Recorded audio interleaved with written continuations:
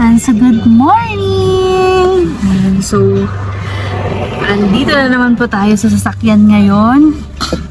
And meron po tayong pupuntahan na lugar. So, ito po yung pinuntahan namin noon. And sabi namin, babalikan namin kapag na-transplant na siya. So, see you there. Itutour namin kayo doon. So, alas 5 na po kasi ng umaga. And ito, pabiyahe na po kami.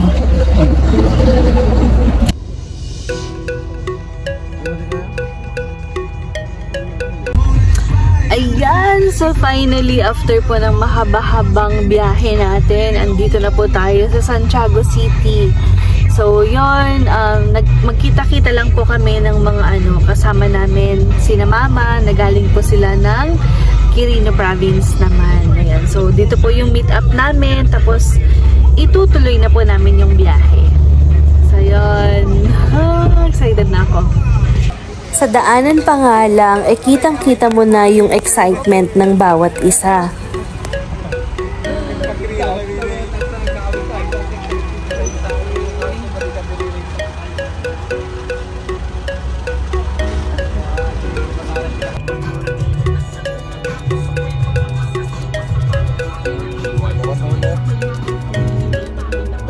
So pagkatapos nga ng ilang minutong pag-aantay, finally, andito na din po yung mga magulang ko at mga kapatid ko. Kuya Mari po kami hotel. Lloyd! Kuya Mari po. Kuya Mari na higa mo. Masya na! So this time, lilipat yung isang kapatid ko sa sasakyan namin dahil yung isang kasama namin sa sasakyan naman ang magdadrive kay Faith.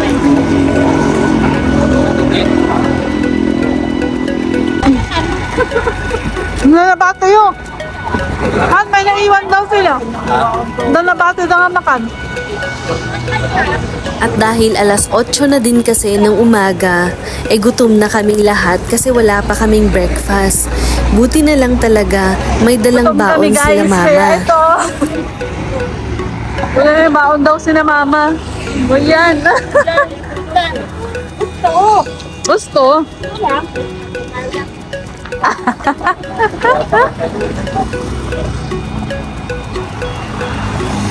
Ito nga at kumain lang kami saglit tapos itutuloy din namin yung biyahe namin dahil malayo-layo din po yung biyahein natin. Aurora na.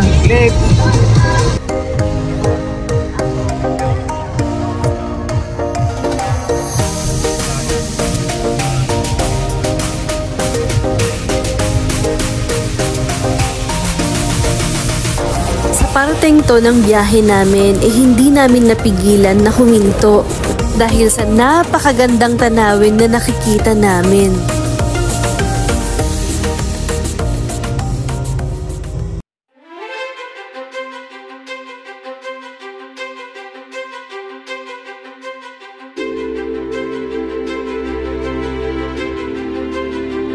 Grabe, napakaganda ng tanawin na to.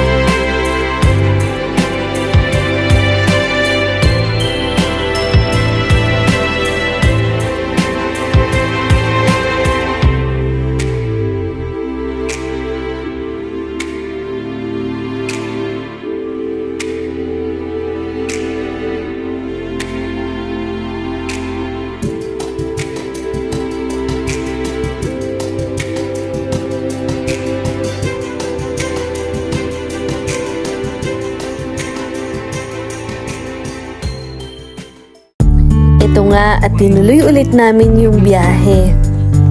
Dahil nga sa napakagandang tanawin sa dinadaanan namin, hindi namin ramdam yung haba ng biyahe.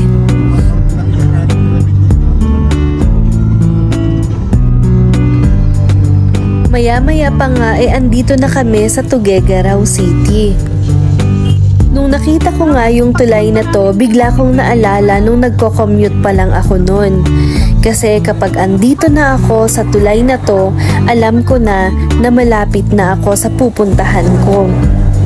Kumbaga ito yung palatandaan ko na nandito na ako sa Tuguegarao.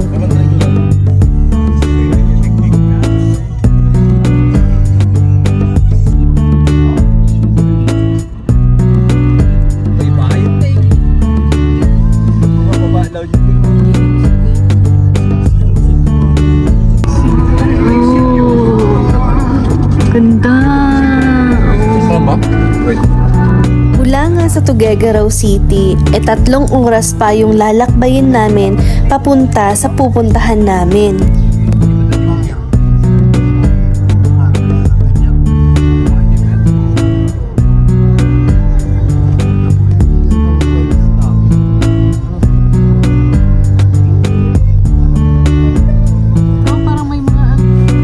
Dahil nga malayo-layo pa yung lalakbayin natin at alauna na din kasi ng hapon, gutom na din ang lahat.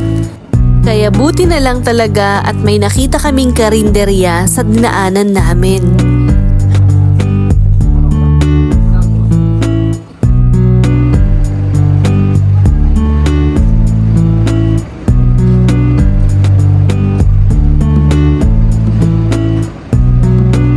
At pagkatapos nga namin kumain, syempre itutuloy po ulit natin yung biyahe.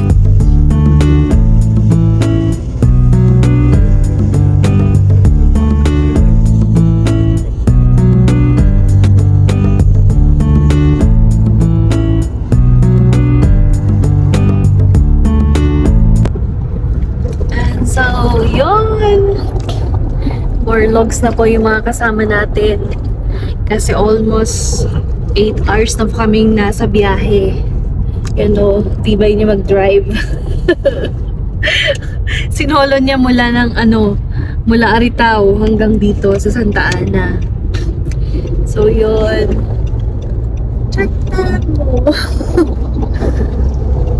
Mga sleepyheads. Nakaka-excite yung mga tanawin. So check niyo po sa vlog natin, sa video natin na to. Papakita namin sa inyo kung gaano kaganda yung pupuntahan natin. Ay, here they are. Naabutan namin yung mga kasama namin. Naabutan nga namin sina Daddy na nakahinto sa daan tapos nakataas pa yung hood. Kaya naman medyo kinabahan kami kung ano yung nangyari. Apa lagi mo smith ko ha? Agasan mo ito. May salitro ba nung ikabalik ko? Ay, gusto din. Baka nung tagas, pasaduan yung singay, di ba tinig daw yun sa aryang tao? Siguro. Baka nung tagas. So ang nangyari daw habang nasa biyahe at tumatakbo yung sasakyan, bigla daw itong uminit sa loob. Hindi na nga daw lumalamig yung aircon. And so naabutan namin sila Daddy na naka-open yung hood niya kasi naubusan nato ng coolant yung nila. Naubusan niyang coolant. Bigla daw kasi uminit sa loob. Hindi pa ba? Hindi pa ba ata?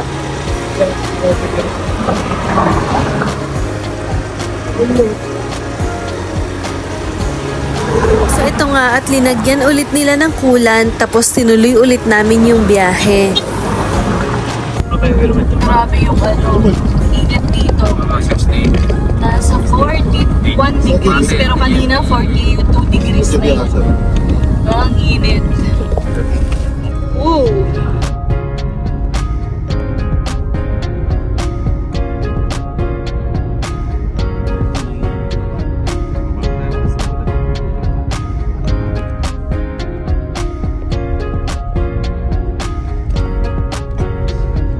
Kung gaano nga kainit kanina, siya naman yung lakas ng buhos ng ulan ngayon.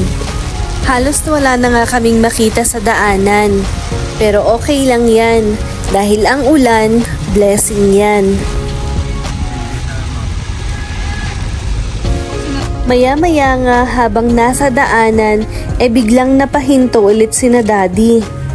Bigla na naman daw kasing uminit yung loob ng sasakyan. This time, medyo stress na kami kasi hindi namin alam kung anong nangyayari. Yan, so pangatlong stop na namin to. Kasi yun nga, nauubos yung coolant na linalagay sa sasakyan.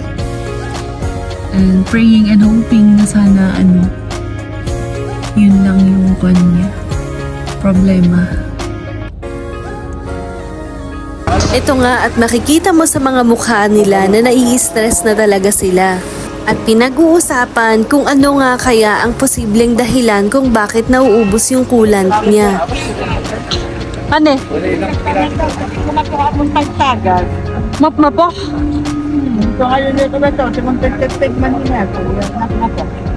So ang sabi ng nanay ko, baka nga daw may tagas.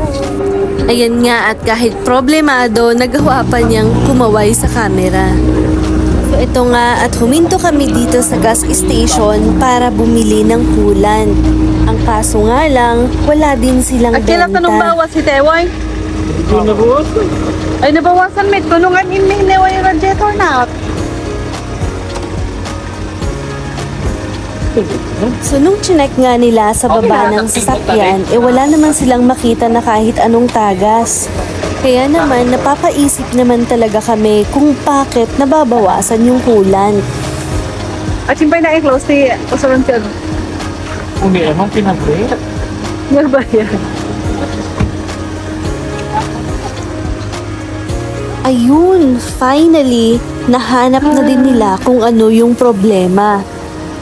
So dahil nga daw short distance lang lagi yung binabiyahe ni Daddy, kaya hindi daw niya na-check kung meron pang coolant or langis yung sasakyan.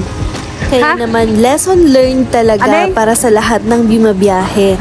Mapa short distance or long distance man yan, kailangan mong i-check lagi yung sasakyan bago ka biyahe. Lord, ano ka Lord? Ah? Wait lang. Hindi na ako. Ah?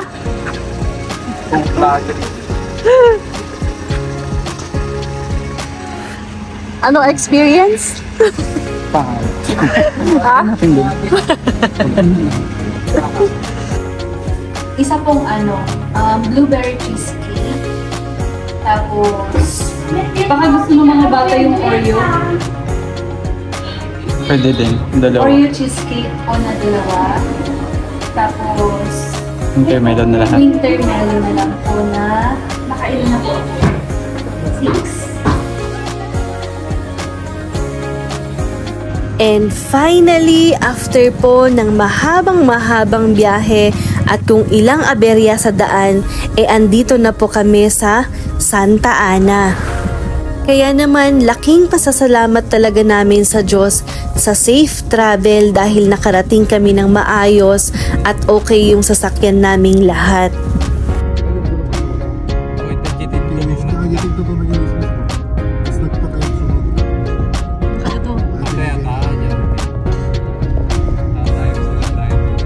At ilang minuto nga lang, andito na po kami sa tutuluyan namin.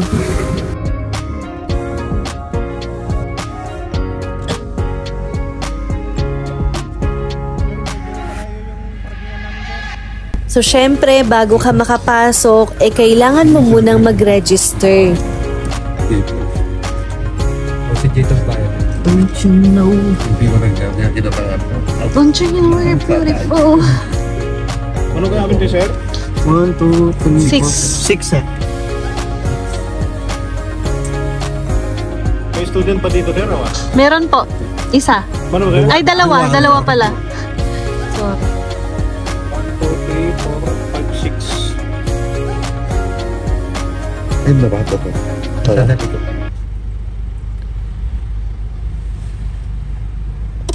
naman, nakadota mo lang nila.